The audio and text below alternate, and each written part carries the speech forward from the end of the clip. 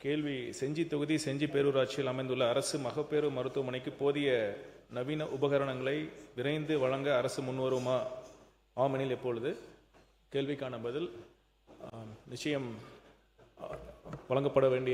வழங்குவதற்கான அனைத்து முயற்சிகளும் நம்ம அரசு மேற்கொண்டு வருகிறது. விழுப்புரம் மாவட்டம் செஞ்சி அரசு வட்ட மருத்துவமனை 106 படுக்கை வசதிகளுடன் செயல்பட்டு வருகிறது. செஞ்சி அரசு வட்ட மருத்துவமனைக்கு 17 மருத்துவர் பணியிடங்கள் ஒப்பளிக்கப்பட்டு 17 மருத்துவர்கள் பணிபுரிந்து வருகின்றனர். 18 செவிலியர் பணியிடங்கள் ஒப்பளிக்கப்பட்டு 18 செவிலியர்களும் பணிபுரிந்து வருகின்றனர். இம்மருத்துவமனையை வலுப்படுத்தும் வகையில் ரூபாய் 5 கோடி செலவில் கூடுதல் கட்டிடம் மற்றும் 75 லட்சம் செலவில் Boyle's apparatus, CTG machine, defibrillator, ECG machine, foetal doppler, mobile X-ray, multipara monitor போன்ற மருத்துவ உபகரணங்களை வழங்குவதற்கு நிதி ஒப்பளிக்கப்பட்டு மருத்துவ சேவை கழகத்தின் மூலமாக கொள்முதல் செய்யப்பட்டு வருகிறது என்பதை நான் மகிழ்ச்சியுடன் தெரிவித்துக் கொள்கிறேன். மேலும் மருத்துவ பயனாளர்களின் நலன் கருதி இம்மருத்துவமனைக்கு சியாம் கருவி மற்றும் அனஸ்தீசியா ஒர்க் ஸ்டேஷன் போன்ற நவீன மருத்துவ உபகரணங்களையும் விரைவில் வழங்குவதற்கான நடவடிக்கைகளும் மேற்கொள்ளப்பட்டு வருகிறது என்பதையும் மகிழ்ச்சியுடன் தெரிவித்துக் கொள்கிறேன். நான் மாண்புமிகு அமைச்சர்களுக்கு நன்றி சொல்வதற்கு கடமைப்பட்டு இருக்கின்றேன். ஏனென்றால் இந்த கேள்வி நான் சட்டமன்ற உறுப்பினரான முதல் கூட்டத்தொடரில் எழுப்பினேன்.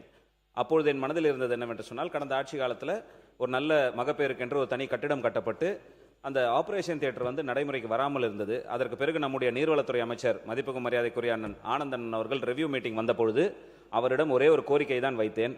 கோரிக்கை வைத்த மறுநொடியே அங்கே இருக்கக்கூடிய டிஎம் எல்லாரும் அனைவருக்கும் கூப்பிட்டு சொன்னதனுடைய விரைவில் ஒரு 10 நாளைக்கு முன்பாக அந்த ஆபரேஷன் தியேட்டர் முழு பயன்பாட்டிற்கு கொண்டு வரப்பட்டு சிசேரியன் எல்லாம் இன்னைக்கு மிக சிறப்பாக செஞ்சி மருத்துவமனையில் நடைபெற்று இருப்பதற்காக மாண்புமிகு நீர்வளத்துறை அமைச்சருக்கும் நம்முடைய சுகாதாரத்துறை அமைச்சருக்கும் முதலில் நன்றி கடனோட நன்றி தெரிவித்துக் கொண்டு, மாண்புமிகு அமைச்சர் அவர்கள் சொன்னது போல செஞ்சி மருத்துவமனை என்பது தேசிய நெடுஞ்சாலையில் அமைந்திருக்கக்கூடிய மருத்துவமனை. அதிகமான ஆக்சிடென்ட்ஸ் நடக்கக்கூடிய இடம். ஆர்த்தோ ஆபரேஷன்ஸ் என்பது நிறைய, அதனால தான் 2 ஆர்த்தோ பொசிஷன்ஸ் போடப்பட்டு நிறைய அறுவை சிகிச்சைகள் நடைபெற்று வருகிறது. அந்த ஆர்த்தோ ஆபரேஷன்ஸுக்கு தேவையான அந்த சியாம் கருவி என்பது மிக விரைவில் வழங்குவதற்கு மாண்புமிகு அமைச்சர் அவர்கள் முன்வர வேண்டும். அதே போல் அனஸ்தீசியா ஒர்க் ஸ்டேஷன் அது மட்டும் ஏதோ இன்னும் கொள்முதல் லிஸ்ட்டில் இல்லைன்னு சொல்லிட்டு எனக்கு மெடிக்கல் ஆஃபீஸர் மூலியமாக தெரிய வந்தது. ஏன்னா அந்த அனஸ்தீசியா ஒர்க் ஸ்டேஷன் நம்ம சிசேரியன் ஆபரேஷன் போன்ற விஷயங்களுக்கு எல்லாம் ரொம்ப மிக அவசியமாக இருக்கிறது. அதையும் வழங்க வேண்டும் என்று கேட்டு, கூடுதலாக ஒரு கட்டிடம் 100 படுக்கைகள் கொண்ட கட்டிடம் அங்கே வேணும். ஏன்னா இருக்கிறதுனால ஆல்ரெடி இருக்கிற ஒரு பழைய கட்டிடம் மாண்புமிகு பொதுப்பணித்துறை அமைச்சர் சொன்ன மாதிரி பொதுப்பணித்துறை அதிகாரிகள் ஆய்வு செய்து சீல் வச்சுட்டாங்க. அது இதுக்கப்புறம் பயன்படுத்தக்கூடாது, யாரும் உள்ள நுழையக்கூடாது, இடிந்து விழக்கூடிய சூழ்நிலையில் இருக்குன்னு சீல் வச்சுட்டாங்க. அதற்கு பக்கத்திலேயே இடம் இருக்கிறது. அடுக்குமாடி ஒரு 100 படுக்கைகள் கொண்ட 2 அடுக்கு கொண்ட ஒரு கட்டிடத்தை வழங்கி அதில் சிடி ஸ்கேன் வசதியை ஏற்படுத்தி தருவதற்கு மாண்புமிகு அமைச்சர் அவர்கள் முன்வர வேண்டும் என்று வருவாரா என்பதை அறிய விரும்புகிறேன். உறுப்பினர் கேட்பதற்கு முன்னாலேயே நம்ம சொன்னோம், சியாம் அந்த கருவியும் அனஸ்தீசியா ஒர்க் ஸ்டேஷனும் வழங்குவதற்கான முயற்சிகள் நம்ம ஏற்கனவே எடுத்துட்டு இருந்துட்டு இருக்கோம். கூடிய விரைவில் அது அதற்கு கிடைக்கும் என்பதை நான் சொல்லிக்கொள்ள விரும்புகிறேன். அப்புறம் கூடுதல் கட்டடம் கேட்டாங்க. ஏற்கனவே செஞ்சு அந்த வட்ட மருத்துவமனையில் 106 படுக்கை வசதி இருக்கு. அதோடைய பெட் ஆக்குபன்சி ரேஷியோ பார்த்தீங்கன்னா 82 விழுக்காடு தான் இருக்கு.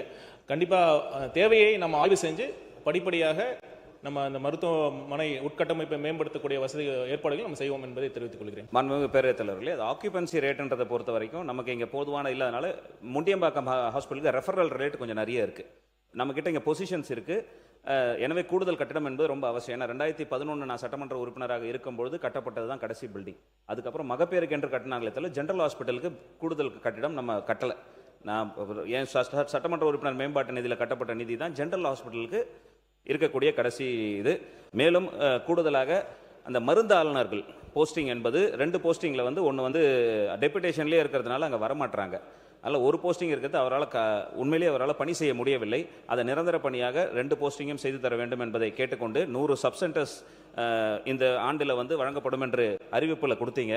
என் தொகுதியில் கிட்டத்தட்ட எந்த இடத்துலையுமே சப்சென்டர்ஸ்க்கு பில்டிங் இல்லை. ஏன்னா கடந்த ஆட்சி காலத்தில் இடிச்சிட்டாங்க.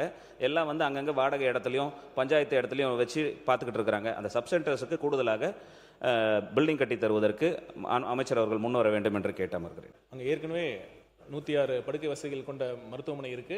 பெட் ஆக்குபன்சி பார்த்தீங்கன்னா 82. நான் ஏற்கனவே சொன்ன மாதிரி இல்லை அதான் 82 விழுக்காடு தான் இப்போடைய பயன்பாட்டில் இருக்குது. நம்ம தேவையை கண்டிப்பாக கருத்தில் கொண்டு அது ஆய்வு மேற்கொள்ளப்பட்டு தேவை ஏற்பட்டால் கண்டிப்பாக படிப்படியாக உயர்த்தப்படும் என்பதை நான் சொல்லிக்கொள்ள விரும்புகிறேன். மருந்தாளுநர் பற்றி கேட்டீங்க. இப்போ இந்த நம்ம பட்ஜெட் அறிவிப்பிலே நம்ம சொல்லியிருக்கோம், கூடுதல் மருந்தாளுநர் பணி ஆணையை நம்ம கொடுக்க போகிறோம். கண்டிப்பாக அதை பூர்த்தியும் செய்ய போகிறோம். சப் சென்டர்னு சொல்லியிருக்கீங்க, நம்ம 100 சப் சென்டர் நம்ம கட்ட போகிறோம். அது கண்டிப்பாக செஞ்சி தொகுதியிலும் நம்ம ஏற்படுத்தி தர நம்ம முயற்சி எடுப்போம். நன்றி.